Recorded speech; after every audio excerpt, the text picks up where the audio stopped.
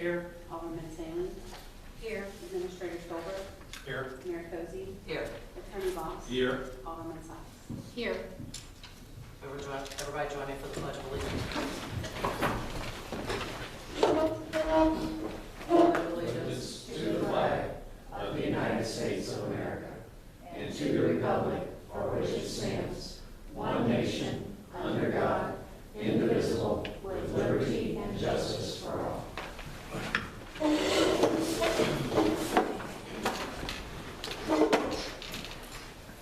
First item we have on the agenda is a consent agenda. The council report July 29th, 2022 through August 11th, 2022. The Board of Aldermen meeting minutes August 1st, 2022, and July 2022 collector's report.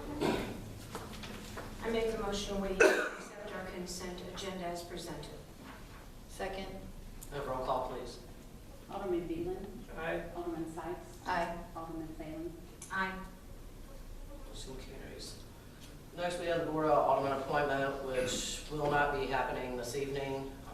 I'm not going to rush to fill this position, and so that will be further out at this time.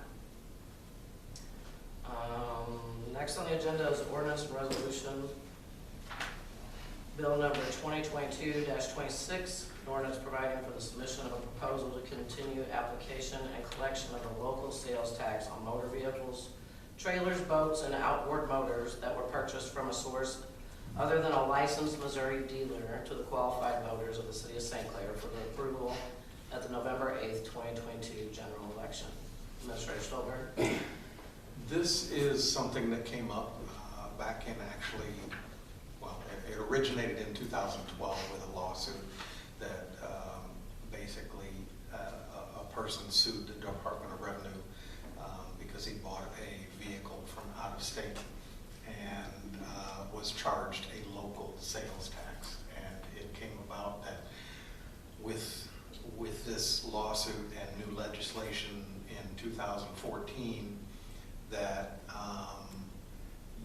local cities, local communities, municipalities would have to have a local use tax in order to charge a sales tax on a vehicle purchased from out of state. That legislation has been extended. The grace period has been extended from 2014, 2015, 16, up until November of 2022, where the legislature has said we are not extending this anymore. If you do not pass a local use tax, you will no longer be able to collect it. Which basically means that anyone that purchases a vehicle from out of state will not have to pay sales tax for the city of St. Clair. The problem with that is that it gives an unfair advantage to non-local businesses, businesses that are out of state, because if a person purchases it from out of state, they won't have to pay tax. And so this is something that we have been having, we have been getting, and we will no longer be able to receive this source of revenue after November if it's not passed. So this ordinance is asking to put this on the ballot for November, which is the last opportunity we have to do this. So if you have any questions. I do. What will it cost to put it on the ballot?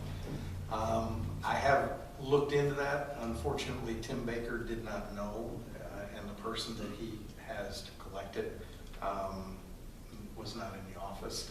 However, I did some research from a previous ballot initiative that we did back in 2014, and it was for a November election, and it was going to cost $6,600 to put it on the ballot back in 2014. I would assume that it would cost somewhat similar to that, depending on what the calculation formula is.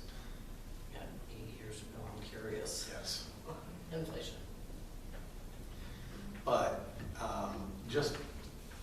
just for calculation purposes, and if you're thinking about, you know, how much this is going to cost, you might want to think about how much revenue is going to be lost. And I contacted the Chamber of Commerce this afternoon and talked to them. They get roughly 5 vehicles per day that are from out-of-state registrations. So they're roughly 5 per day. That equals out to roughly 1,300 per year that are from out-of-state registrations.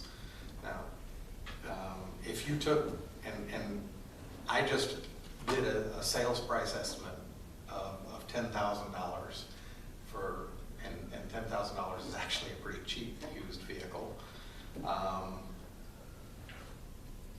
That comes out to, for each vehicle, a value of $10,000. That's $200 that we lose in revenue. And if that was 1,300 times, that'd be $260,000. Now, that's probably a very large and overestimate. That's overestimated. But even if we had $10,000 worth of vehicles every week that were from out of state, and that wouldn't be hard to get, that'd still be roughly $52,000. So, I mean, we are losing revenue simply if we do not do this.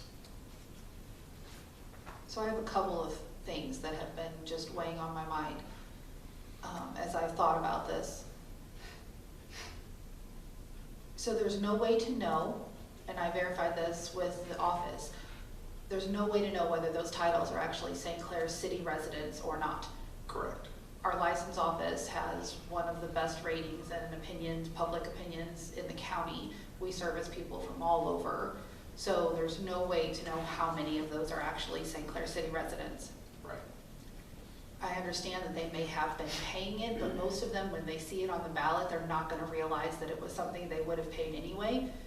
And I look at the cost of the election fee, and I think with the way things are going and the way people's pocketbooks pay right now or feel right now, are they going to vote regardless of what it is, regardless of the verbiage that is used when they see the word tax? How likely do we think voters are to actually approve this? And I say probably slim to none. I mean, they wouldn't even approve, you know, the city residents didn't even approve the ambulance initiative in the August election, and that's emergency care for their families. People feel strapped right now. They don't feel like they have any more to give. And whether they're educated voters or not, they're going to see that word tax on there, and I feel like the likelihood of it passing in November is probably pretty slim. I understand lost revenue, and it stinks. It's definitely not in our favor, but it's also a lot of money to spend when I feel I just don't feel confident that even with good education and a good, strong message, that we can get it out there and we can get it to pass. Those are the things that I've been thinking about. What do we pay for the April election? I'm not entirely certain. And that's you know, Mr. Baker before was saying that you split, like, you know, if you have county and state and other things going on, so it's a split cost.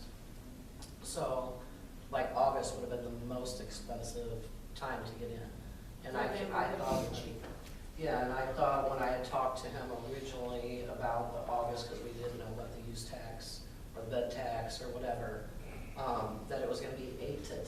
I thought is what he said August would be. I'm not sure what November would be less than There's a that. federal election, there's a state election, there's county elections. I mean, So there's it's a all, split. they're gonna be sitting here, Mhm. you know, I just, So it'll be a split cost on that one.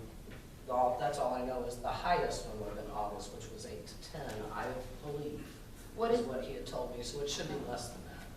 because what did the more that's on the ballot, split it more so it would make it more affordable for us? My thing Yes, is though, it would. November, the It would. November would make it more affordable for us. Yes. the only thing that I'm looking at is we already pay that fee for an April election, which I understand in this situation, that's not an option, the window closes. But when we put stuff on an April ballot, no matter what we put on there, whether it's one race or 3 or a ballot initiative, I think the fee is the same, correct? Okay. Kim, do you know right off at all what we pay in for the April election? I was thinking in my head that I could be wrong, that it was 4,600. That's what I thought, it was somewhere in there. So I would say it's gonna be somewhere split in between those two, I would think.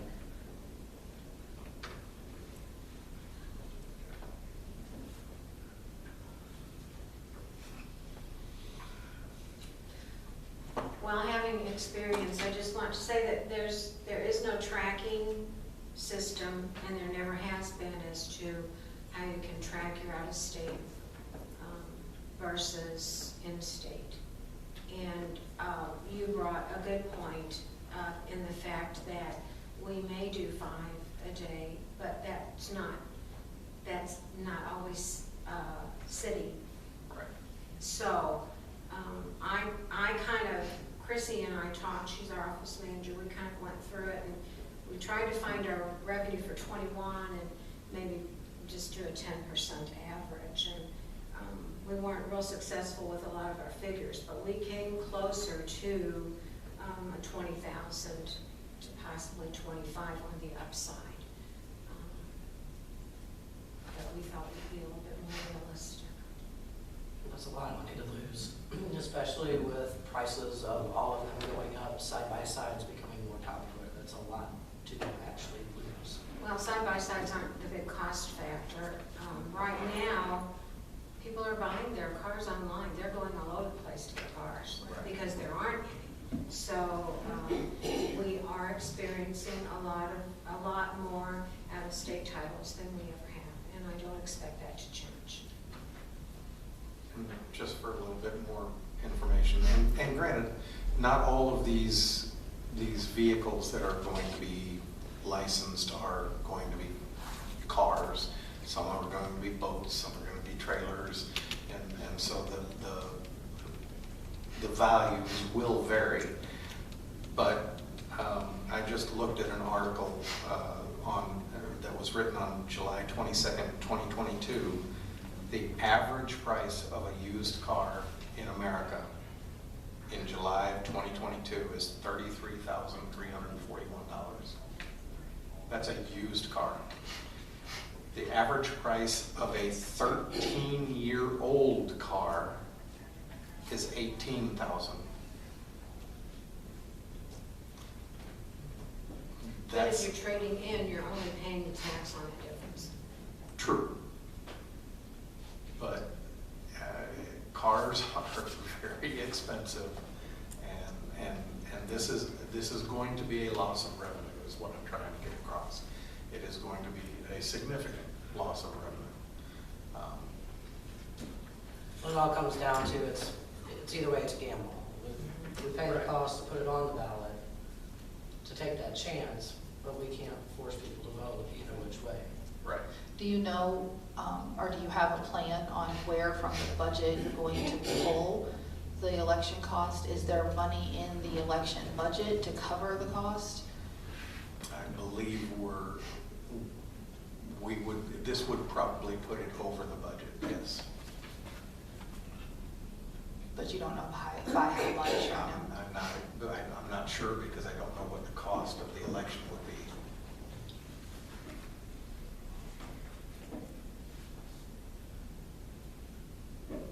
I kind of agree with Amanda, Alderman Sykes, that, if you don't plant your corn, you can't harvest it. It's just that simple. And this is the last year that crop is available to us. We don't have the bed tax anymore, thanks in part to previous board members and administrators and Nathan Tate burying it in something else, and so we have to go where we can to get the revenue. and I agree, they may not vote for it. I mean, there's a really good chance they won't, you know? There is. Yes, again, you can't pick corn if you don't plant it. We are going to be having a special meeting next week regarding our annual tax rates for property taxes and everything. If you don't feel comfortable voting on this without knowing how much the election would cost, I can find that out and we can. Can we just table it?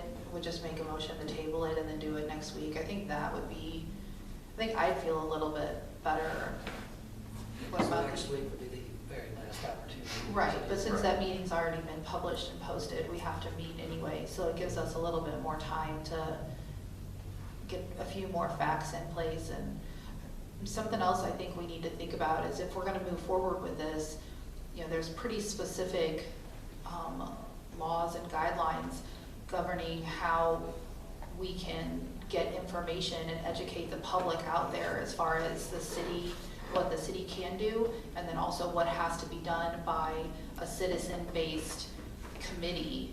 And do we think we can have and get volunteers and people outside of city employees and officials that would help to educate the public on what this actually is? Because that's the only way it's gonna pass, is if there's lots of education done, and if the voters have heard the message of actually what it is, that it's not a new tax, it's just continuing the old tax.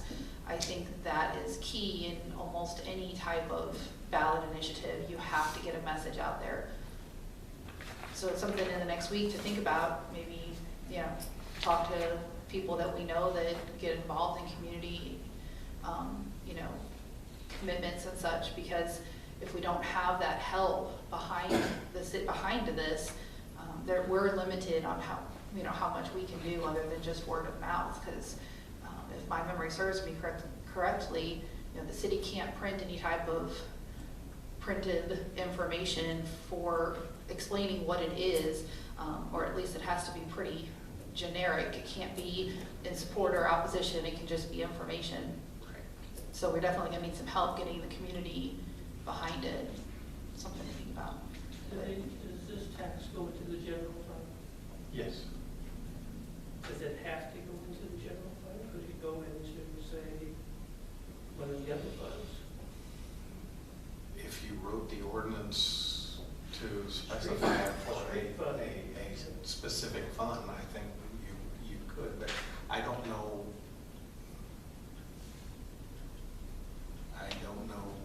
I guess we could specifically write it for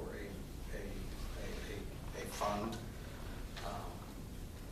to direct that money toward one specific fund, yes. I know all the funds need help, but it seems to me like our street funds, by the time we get around to doing this, even half the streets, we're gonna have to be going back over some of the others again and again and again. And it's a never-ending thing because there's never enough money to do them correctly, for one. You know, just to rebuild them, we're just always putting Band-Aids on a lot of them. And so it would be nice if we could direct it into a street fund or. It might also help the public to accept it more if they know exactly what it's going for. Because obviously most of the community, if they agree on anything, it's the fact that our streets need repair. And so that's a pretty, you know, generally that's a unanimous opinion when you talk to people in the community. So, I mean, I don't know if that's a possibility. You can spend it on the streets now, right? It goes into the general revenue. Right. Right. You have the general revenue fund for Yes. streets, so I mean, technically it's going there anyway. Right. I'm not sure you can direct it. I don't know the answer to that question. But you already have the ability to take it out of there, or it goes to the general fund. Right. Well, I'll make a motion to table this. We're still okay with the county getting on a November ballot the number of weeks in advance. You're still okay with that day? It has to be there. 29. Yeah. That's good, right, 29th, okay, yes. So I'll make a motion to table this until next week's meeting. Second. All in